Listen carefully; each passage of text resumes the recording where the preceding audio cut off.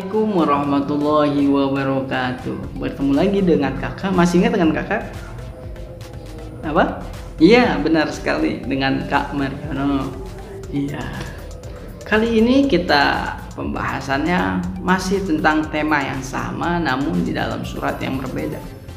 Nah, sebelum mulai pembelajaran, seperti biasa kita baca Fatihah dulu. Kita kirimkan untuk Rasulullah, para sahabat, dan kepada guru-guru kita. La hadratin Nabi Mustafa Muhammadin Rasulullah sallallahu alaihi wasallam. Al-Fatihah. Iyyaka na'budu wa iyyaka nasta'in ihdinas siratal mustaqim siratal ladzina an'amta 'alaihim ghairil 'alaihim waladdallin. Syekhana Sayyidina lahumul Fatihah. أعوذ بالله من الشيطان الرجيم بسم الله الرحمن الرحيم الحمد لله رب العالمين الرحمن الرحيم مالك يوم الدين إياك نعبد وإياك نستعين اهدنا الصراط المستقيم صراط الذين أنعمت عليهم غير المغضوب عليهم ولا الضالين. Amin. Alhamdulillah.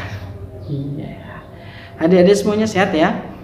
Alhamdulillah. Semoga selalu kita di dalam lindungan Allah dan selalu diberikan kesehatan oleh Allah Subhanahu wa ta'ala. Nah, langsung saja untuk materinya sebagai berikut. Ya, ketemu lagi dengan kakak ya. Kali ini kita pembahasannya seperti yang kemarin sudah kita bahas, namun dalam surat yang berbeda. Ya. Kemarin kita membahas apa tentang tema atau judulnya? Ingat? Ya, kemarin kita membahas tentang meraih kesuksesan dengan optimis, ikhtiar, dan tawakal. Nah, namun kali ini dalam surat yang berbeda. Kemarin pertemuan pertama kita membahas dalam surat apa? Surat Az-Zumar ayat 53, dan yang kedua di dalam surat dalam surat An-Najm ayat 39 ayat 39 sampai 42. Nah, dan kali ini kita pembahasannya di dalam surat Al-Imran. Nah, dalam surat Al-Imran ayat 159.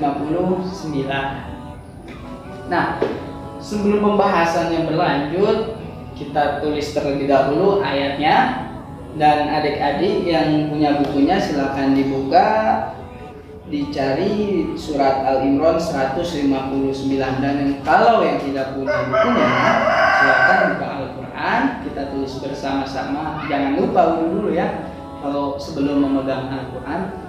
Yuk kita tulis bareng-bareng dulu, nanti kakak jelaskan artinya, kakak jelaskan pembacaan tajwidnya, dan terakhir adalah isi kandungannya. Yuk kita tulis terlebih dahulu.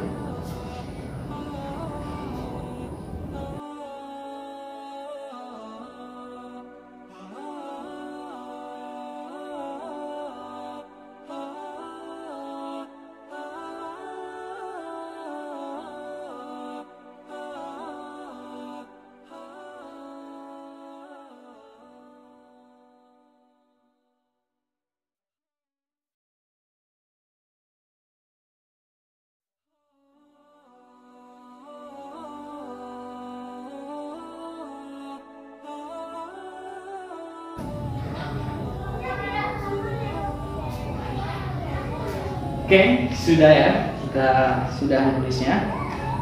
Nah, selanjutnya kita baca bersama-sama. Tapi kalian sudah selesai kan harusnya? Ya, kalau sudah selesai, kita baca bersama-sama.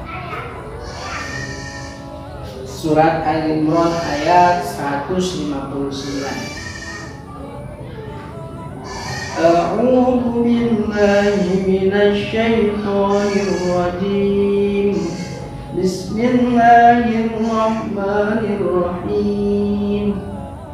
Fabima rahmatin minallahi linta lahum walau kunta فظا غليظا القلب لانفضوا من حولك فاعف عنهم واستغفر لهم وشاورهم في الأمر فإذا عزمت فتوكل على الله إن الله يحب المتوكلين.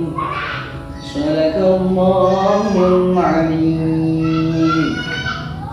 Sadaqallahul Azim. Sekarang kita terjemahkan ke dalam bahasa Indonesia terlebih dahulu. Nah, adik-adik bisa mencatat untuk terjemahnya. Artinya, maka berkat rahmat Allah engkau Muhammad berlaku lemah lembut terhadap mereka. Sekiranya engkau bersikap keras dan berhati kasar, tentulah mereka menjauhkan diri dari sekitarmu. Karena itu maafkanlah mereka dan mohonkanlah ampun untuk mereka dan bermusyawarahlah dengan mereka dalam urusan itu. Kemudian apabila engkau telah membulatkan tekad, maka bertawakallah kepada Allah. Sungguh Allah mencintai orang yang bertawakal. Ya, itu arti dari surat Al-Imran ayat 159.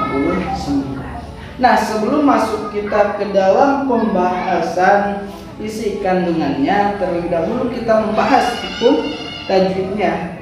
Ya, hukum tajwid di dalam surat Al-Imran ini kita bahas hukum bacaan izhar. Nah, kemarin kita sudah membahas hukum bacaan qalqalah, namun kali ini kita membahas tentang hukum bacaan izhar. Nah, untuk hukum bacaan izhar, sudah tahu izhar itu apa? Ya, hukum bacaan izhar.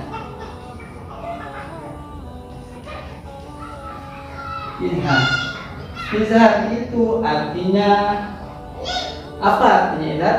Ya, benar, jelas. Terus bagaimana hukum bacaan izhar itu? Nah, dibaca izhar itu ketika nun mati atau tanwin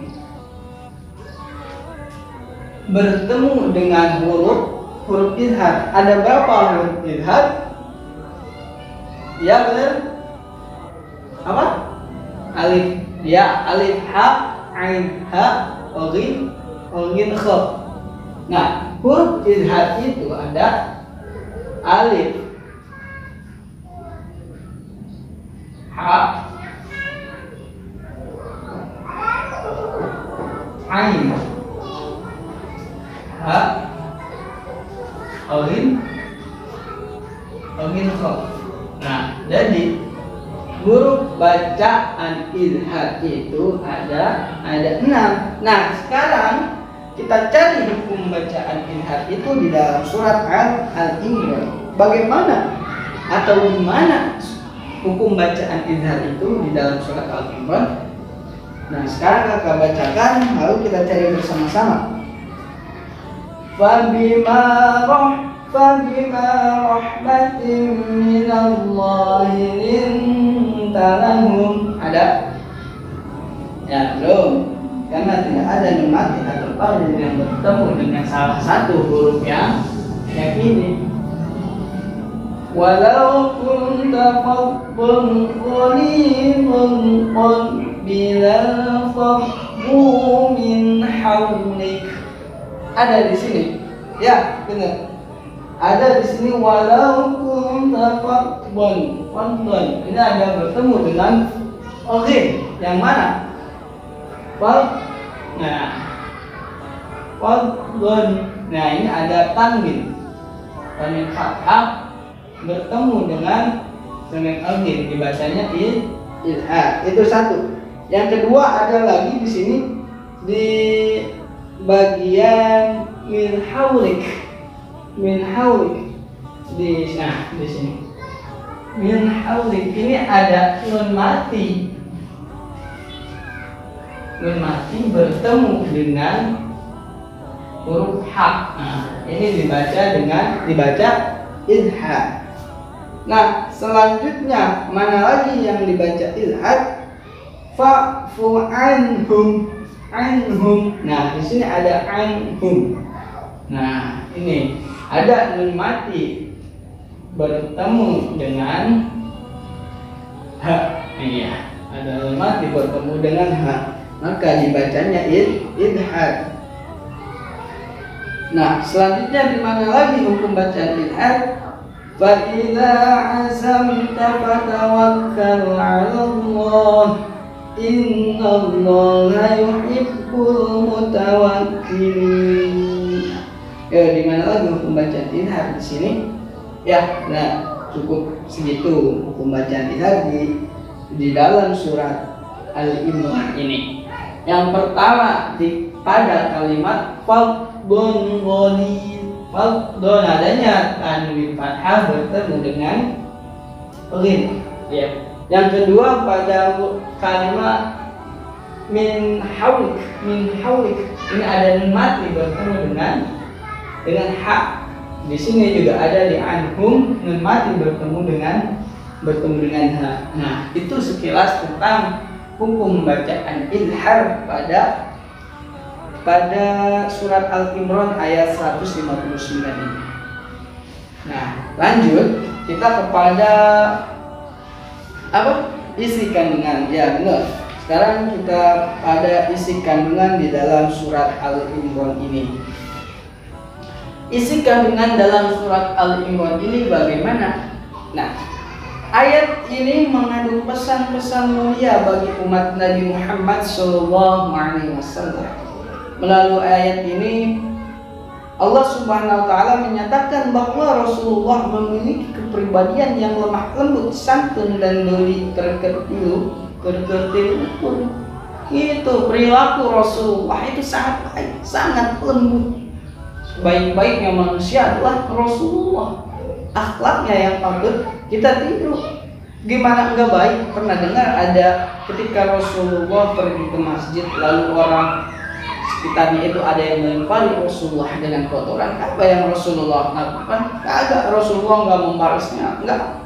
Rasulullah bahkan ketika orang tersebut yang melempari kotoran itu sakit, Rasulullah nggak bilang syukurin lu, kagak. Rasulullah malah menjenguk orang yang sakit tersebut.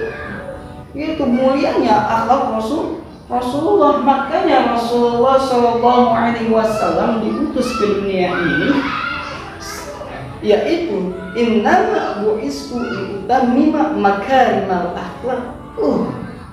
Rasulullah diutus ke dunia ini itu untuk menyempurnakan akhlak. Masya Allah, tugas Rasulullah ini menyempurnakan akhlak. Memang satu akhlak, tapi akhlak ini mencakup seluruhnya. Kalau menurut Zainuddin MZ, kenal Zainuddin MZ? Kenalan di mana? Saya juga belum kenalan ini. Ya, almarhum Kiai Haji Zainuddin MZ, beliau mengatakan bahwa akhlak itu terbagi menjadi tiga. Akhlak itu terbagi menjadi tiga. Akhlak terbagi menjadi tiga. Gimana ini? Akhlak.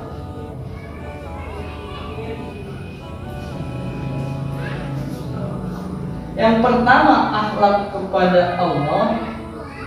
Yang kedua akhlak kepada sesama manusia. Yang tiga akhlak kepada alam sekitar,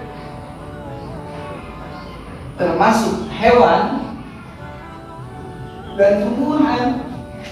Itu. Jadi akhlak menurut Kiai Haji Zainuddin MZ yang pernah saya ingatkan itu ada tiga bagian, yaitu akhlak kepada Allah, akhlak kepada sesama manusia, akhlak apalagi ya kepada alam sekitar termasuk hewan dan tumbuhan. Akhlak kepada Allah apa? Akhlak kepada Allah itu seperti kita mengerjakan sholat. Kalau kita mengerjakan sholat, ya sebaiknya kita berpakaian rapi, kayak gitu. Sebaiknya kita berpakaian rapi. Ini merupakan akhlak kepada Allah. Jangan ini mah sholat aja masih bercanda. Ya, siapa yuk adik-adik yang sholatnya nih suka jorok-jorokan atau sing-sating sarung, siapa nih? Pasti ada ya.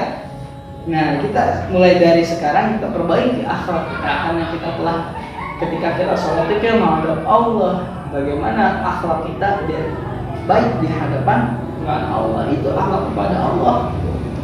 Itu satu-satunya. Iya emang sholat mah susah, sholat mah susah. Iya benar. Karena tidak menurut ada pendapat itu bahwa yang paling mudah itu malah meninggalkan sholat. Mudah banget meninggalkan sholat mah ya gak pernah. Maka itu ketika kita sholat kita udah berusaha buat sholat, kita perbaiki akhlak kita ketika kita sholat gitu. Nah, terus yang kedua adalah akhlak kita sesama manusia. Nah, ketika akhlak kita sesama manusia baik, insya Allah dipandang sama orang juga enak. Kita mah ya keselanjang dikit aja tuh, kena batu itu kebun binatang keluar semua. Itu kalau sama batu, apalagi sama orang mah.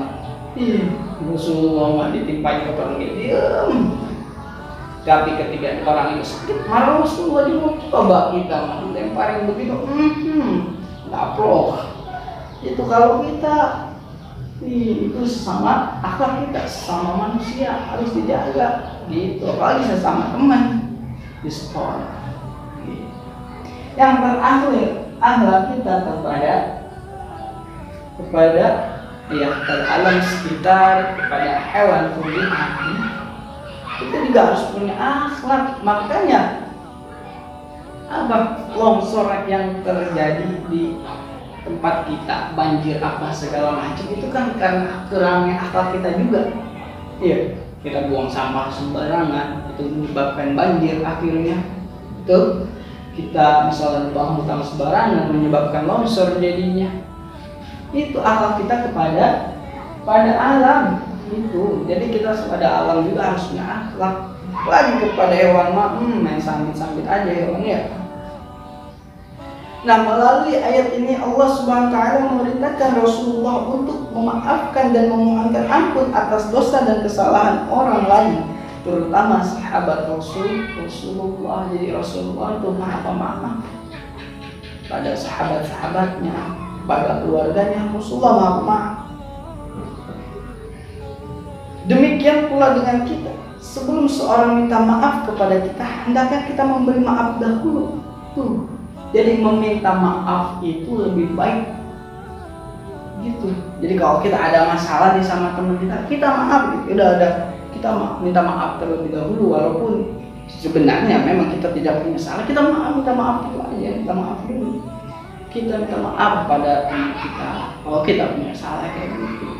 Jangan gengsi-gengsian masalah maaf. Udah nggak apa-apa kita salah. Orang bilang kita lemah apa nggak apa-apa. Kita minta maaf duluan. Ada cerita sahabat yang bernama Jabir bin Abdullah menceritakan bahwa Rasulullah SAW memegang tangan yang terkena penyakit kusta. Jadi ada sahabat yang terkena penyakit kusta. Terus Rasulullah memasukkan tangannya ke dalam piring bersama beliau. Rasulullah masukkan piring bersamanya apa? Mengajak orang tersebut makan sepiring bersama Rasulullah. Insya Allah mulia banget Rasulullah. Ya. Coba kita sama orang gitu, gaya ditinggalin kita ya, malah kalau mau berteman. Tetapi Rasulullah harus berteman. Nah, dari 3 surat yang membahas tentang optimis, ikhtiar, dan tawakal ini, semoga kita bisa memahaminya dan bermanfaat kita untuk tugasnya seperti biasa ya. Seperti kemarin kalian nanti membuat video sambil membaca surat Al-Imran ayat 159 ini. Nanti kalian video, kalian kirim